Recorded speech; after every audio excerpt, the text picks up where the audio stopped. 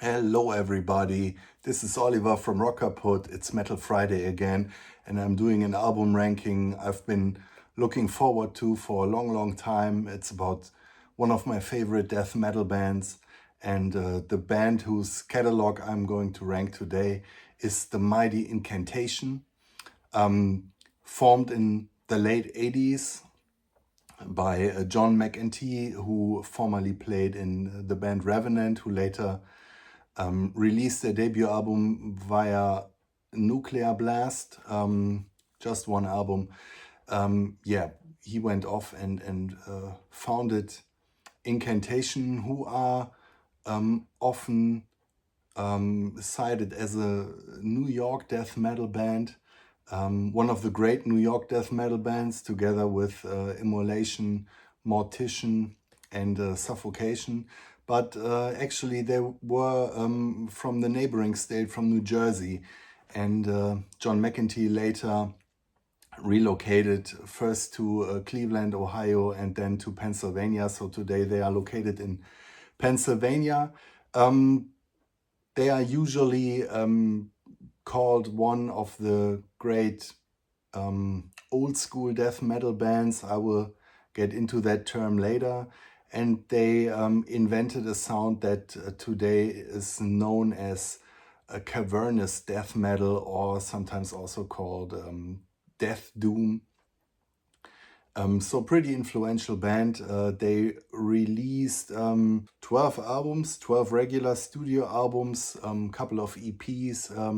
We will get into that. And they had a 6-year break in between their albums. John McEntee was always struggling with lineup problems, so especially in the first 10 years he had problems with singers. That led to his decision to just take over singing duties by himself, and he's done that ever since, doing a good job.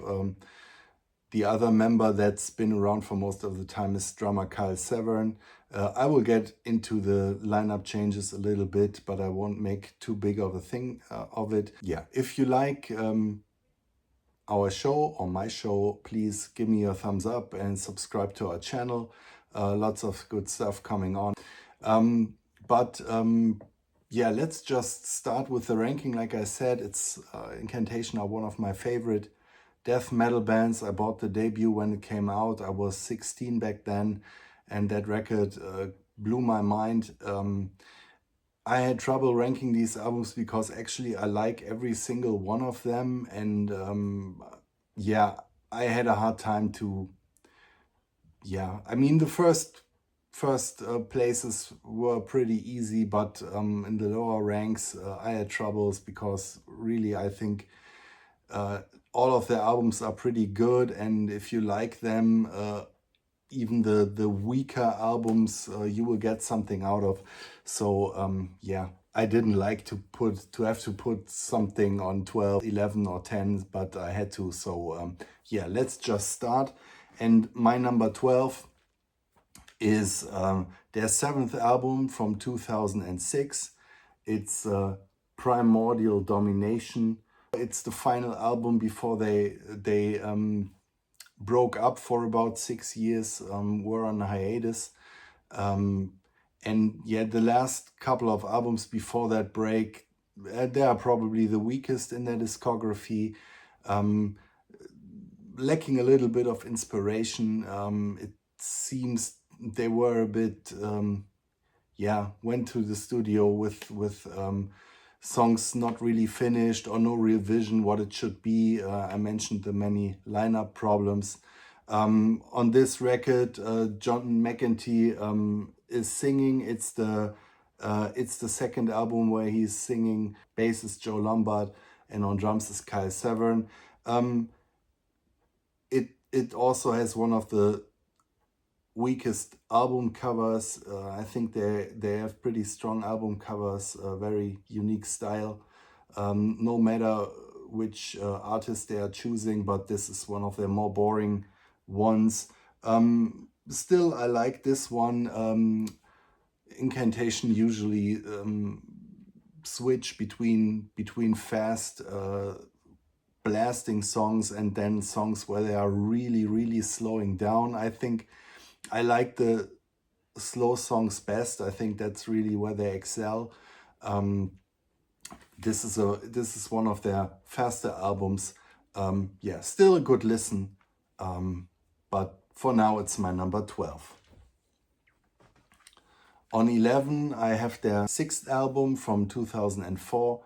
It's called Decimate Christendom, the first one where John McEntee is singing. The lineup is the same as on the album before, so Joe Lombard on bass and Kyle Severn on drums. Not much different. Don't like the cover artwork. The songs are mostly fast, so there are not that many slow tracks on it. I guess high points are Dying Divinity and Feeble Existence. I also have this nice little, I think it's kind of a promo CD, and it says this is an unmastered version. Yeah, nice little collector's item. Decimate Christendom is my number 11. On number 10, I have their 4th album called The Infernal Storm. And this is touted as one of their weakest efforts almost everywhere. John McEntee was kind of frustrated how the band was going.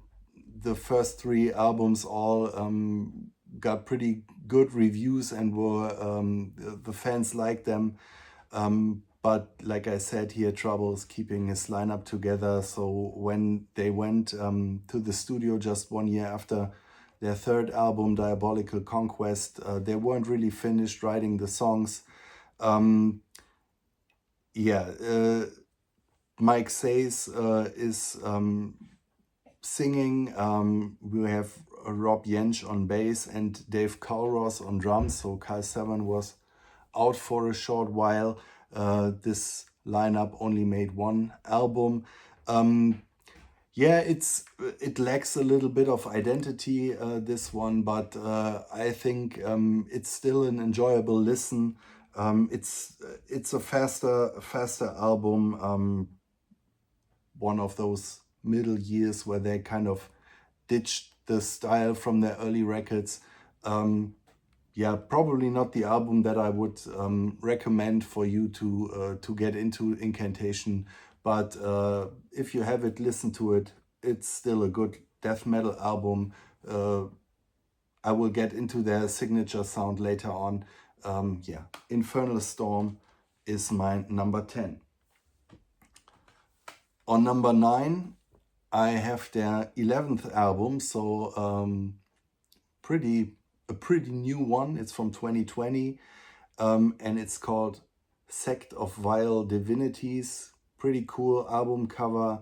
The lineup is John McEntee, Sonny Lombardozzi, Chuck Sherwood, and Kyle Severn. I can't really explain why I have it this low. It was just, I guess I like the other albums better. This one is a little bit more melodic. I mean, they are never... Incantation is not the band that write hits, so you won't find hooky choruses or hooks to shout along to, classical song structures. They are always writing these very heavy, not really progressive or complex, but pretty unique songs that are more driven by mood. They have strong riffs, but the riffs aren't super tricky or something like that. Here they are excelling at I mentioned that they are always creating some kind of mood. It's very infernal and spooky and leaden and dark. Here they have some almost orchestral ideas on that one, little melodies and guitar lines that stick in your mind. It's a great album. But one album had to go on number 11, or number 9, sorry. And this time it was Sect of Vile Divinities. It's it's definitely better than that. That's how it is with these rankings. So, Sect of Vile Divinities. On number 8, I have their 5th album from 2002, Blasphemy. And this is a great album. Lineup is John McEntee, Mike Sayce on vocals, Joe Lombard on bass, and Kyle Severn.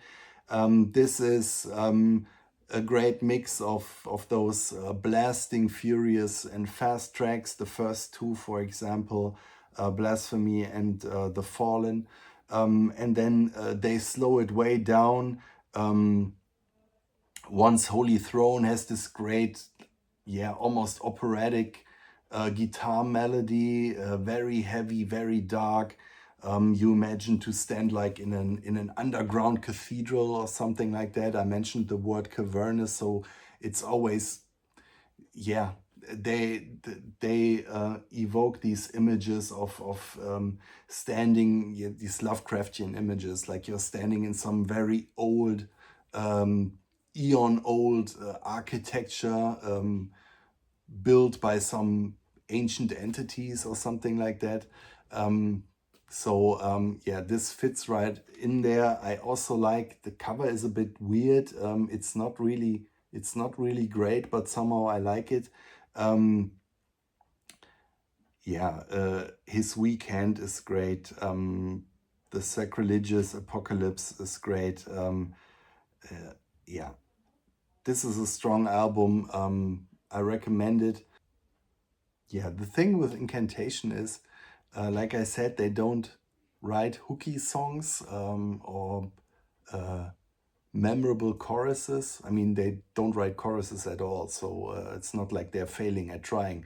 In the beginning, they always have these satanic lyrics that don't mean anything to me. I think on the first couple of albums, they suffer a bit from these typical death metal titles with lots of lofty and evil sounding words in it, and I that's what for me makes it hard to memorize their songs. But when I listen to them, I'm totally captured. So excuse me if I can always tell you a lot about the single songs. You have to listen to these albums.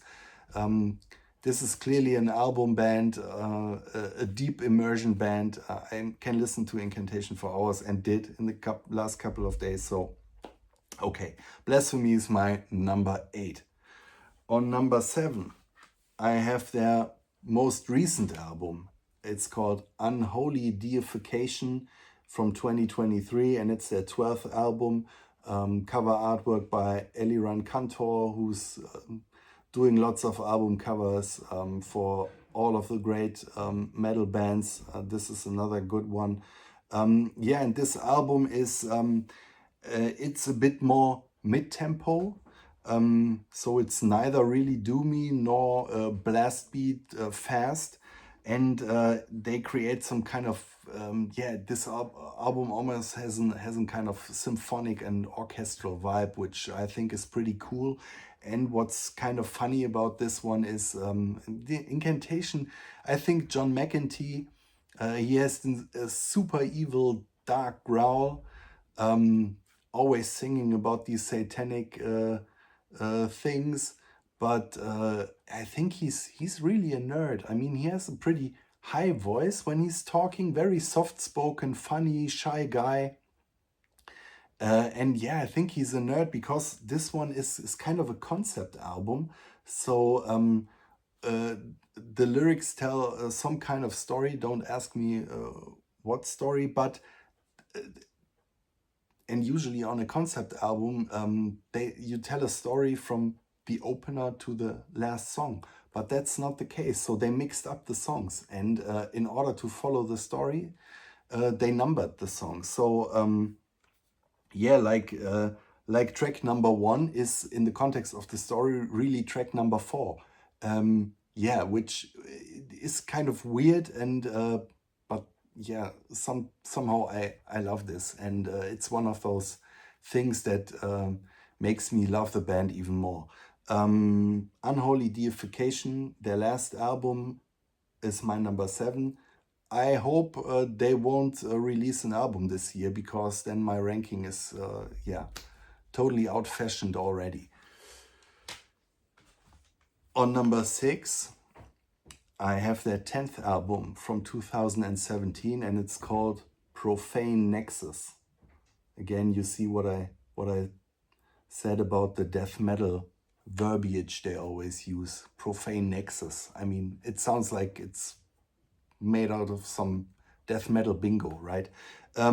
Yeah, lineup is John McEntee, Sonny Lombardozzi, Chuck Sherwood, and Kyle Severn. So the same as on Sect of Vile Divinities. This lineup stayed for 2 albums. This, I didn't expect this. I hadn't memorized it that well, but this album kind of surprised me when listening to it again. Pretty cool stuff all around. Starts off fast and thrashing with a song called Muse. They somehow managed to, with a one-word title, pretty unusual for them. Yeah, don't ask me. It's a great album. I love it. Fast songs, slow songs, mid-tempo songs, a couple of experiments, a very, very hectic and short blasting thrasher called Xyp Totec. Then we have a song with the unspeakable title Stormgate Convulsions from the Thundering Shores of Infernal Realms Beyond the Grace of God. That's the title for you. So Profane Nexus is my number 6. On number 5, I have their 9th album from 2014, Dirges of Elysium. Lineup features John McEntee, Alex Books, who would later join Immolation, Chuck Sherwood, and Kyle Severn. And yeah, I wanted this album to be high because I love the cover so much. I love the title of it, and it's a good one. It has maybe it takes a while to get you. I think that's something that can be said of almost all the Incantation albums, because they don't grab you, like I said, with kind of killer choruses and hooks. But once you get into them, yeah, there's just something about that band that I can't really explain. This one is great all around.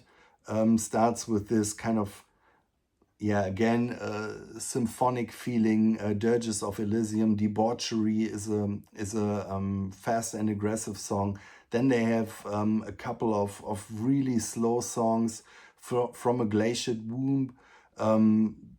Impalement of Divinity is a great song, and then they ended with, I think it's about 15 minutes long, the title track, or the quasi-title track. It's called Elysium. So yeah, spooky atmosphere, weird, haunting melodies woven into those, into these infernal sounds. Yeah, Dirges of Elysium is my number 5. On number 4 is an album that could have easily been number 1. It's one of the most important death metal albums of the 90s. I'm talking about their debut, Onward to Golgotha. And I remember it when I bought this album because of the evil cover artwork and the evil looking guys on the back cover. And listened to it for the first time, and I didn't know what hit me, because Incantation on this one, they have a very murky, echoey sound. This album sounds as if it was recorded, I don't know, in some crypt deep underground, or deep below the sea level. And Craig Pillard, who's singing on here, he has an absolutely inhuman voice. It's just, yeah, indescribable. It sounds cavernous. That's really describing it pretty good. And yeah, of course, they inspired lots of imitators with this sound. This was unheard of back in the day. The mix of blasting beats and super slow, doomy songs. Not too many bands did it back then. And that's also the reason why I think, or why I always have to kind of smile when people are referring to them as old school death metal. Because of course, from today's perspective, or from, I don't know, the perspective of 10 years ago, a band from the early 90s is old school. I totally understand that. But as someone who has experienced the first kind of boom phase of death metal, which was like 89 to 91, that music sounded very, very different from what Incantation are doing here. In the early days, death metal was mostly a more spooky and harsh version of thrash metal. Yeah, it was bands like Incantation who really made it a completely own sound and style of metal. So Incantation were clearly yeah, like second or third wave, and that's why I think, yeah, to lump them in with, I don't know, Morbid Angel and Death and Obituary and Pestilence is not really doing them justice, in my opinion. So this album, yeah, like I said, this could have been number one. It's an amazing album. It's punishingly heavy and dark, with so many great songs. Lots of songs from the early demo days. So opens with Golgotha. Then you have songs like Devour Death, Blasphemous Cremation, Rotting Spiritual Embodiment, Unholy Massacre, Entrapment of Evil. My favorite song is probably the slowest one, Christening the Afterbirth. That's an amazing track. Yeah, Deliverance of Horrific Prophecies. This is a must own for every death metal fan. It's an amazing album, and why don't I have it on number one? I think, yeah, I think Incantation matured a bit after that one and refined their sound a little bit and made it even better. But yeah, this is absolutely unique and has its place in death metal history. So their debut, Onward to Golgotha, is my number 4. On number 3, I have their third album from 1998, Diabolical Conquest. Lead vocals, bass, and I think also second guitar was played by Daniel Corchado. We have John McEntee and Kai Severin on this one. Yeah, they stepped a little bit away from that doomy sound of the two albums before. And this is pretty much blasting throughout, but still maintaining to keep that murky, cavernous vibe they always had. It's an amazing album. I think it has the highest rating of all the albums on Metal Archive. So there are not, or many fans of Incantation probably would rank this one as their highest, and I can totally see that. But I think another album is equally good, but represents what Incantation are a little bit better, in my opinion. So Diabolical Conquest in the end came out on number 3. But yeah, like the debut, it's for me, it's a must-own and one of the classics of the 90s. On number 2, I have their 8th album from 2012, their comeback album after they went on hiatus for 6 years, Vanquished in Vengeance. And boy, is this a comeback album. Like I said, the albums before their breakup were a little bit weaker, maybe a little bit uninspired. But on this one, they came out blasting, and taking no prisoners, going straight back to the sound that made them, a household name in the death metal scene. So mixing these very fast tracks with ultra slow, ultra dark, ultra punishing doom tracks.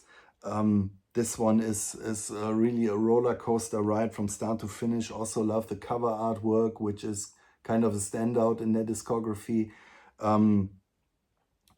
So many great songs. Invoked Infinity is the opener. Ascend into the Eternal. Progeny of Tyranny. Transcend into Absolute Dissolution. Haruspex. The title track, Profound Loathing. And it ends with a 20-minute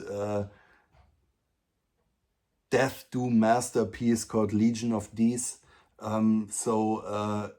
This album deserves to be on number 2, and it's one of the greatest comeback albums in metal, Vanquished and Vengeance. Which leaves my number 1, which is their sophomore album from 1994, Mortal Throne of Nazarene, featuring John McEntee, Craig Pillard on vocals, Dave Niedrist on bass, and Jim Rowe on drums. And yeah, it's basically their debut with refined songwriting, a bit cleaner production. We will talk about that one, but man, so many great songs on this one. Very, very disturbing cover artwork. What was going on there? It reminds me a little bit of a satanic version of Napalm Death cover. Unforgettable, pretty great, and the songs are great as well. So we have the fast opener, Demonic Incarnate. Emaciated Holy Figure is one of the classics in their discography. Essence Ablaze. The Ibex Moon, I think they still play it live. It's one of the absolute classics. Blissful Blood Shower is this one minute blast beat orgy, and it ends with the 8-minute death doom classic, Abolishment of Immaculate Serenity. Like I said, the sound is a little bit cleaner than on their debut. I don't know if it was too clean for them, but they didn't like the production and were kind of pissed off about it. So they released a remix of this album a short while later. It's called Upon the Throne of the Apocalypse. Pretty cool cover artwork by Wes Benscoter, who did a lot of death metal covers back in the 90s. And what's funny about this album, and I don't know really what's behind it, they inverted the track list. So this is another one of their nerdy moves. Yeah, I don't really think that it was intended, that the album was really intended that way, because by inverting the track list, they put the slowest and longest song first, which doesn't really make sense because the album clearly builds up to this one, and putting it as the opener kind of completely, kills the album in its tracks, I would say. I mean, not really, because it's still a great song, but you wouldn't start with an 8-minute doom fest and then have the album steadily go faster and shorter in the track. So yeah, it's a weird move. Still, it's fun to compare these two albums. I like the regular version better. Mortal Throne of Nazarene is my clear number 1. Amazing album, absolute death metal classic, and for me the pinnacle of Incantation. But still, they haven't made anything resembling a weak album. So if you still have to discover this band, I really envy you, and I wish you lots of fun going into this, because there's lots of great stuff to discover. Absolutely unique band, one of the most heavy and crushing death metal bands there is. Besides those albums, there's other good stuff to discover. So like this one, this is an EP they released in the 90s called The Forsaken Morning of Angelic Anguish. Cool stuff on here as well, including a cover version of Death's Scream Bloody Gore. So yeah, I'm waiting for Incantation's next album. Should be coming sometime soon. I hope they will wait until next year. So like I said, this ranking won't be completely out-fashioned. I hope you enjoyed it. If so, reward me with your thumbs up, but even better, give us your subscription and share your stories or your rankings about Incantation with me. Tell me, how did you discover them? Did you see them live? I haven't seen them live yet. I had a ticket for last year, but then I was sick and couldn't attend. That sucked. I hope I will catch them next year maybe. Yeah, so that was it. Hope you enjoyed it. Till then, Incantation.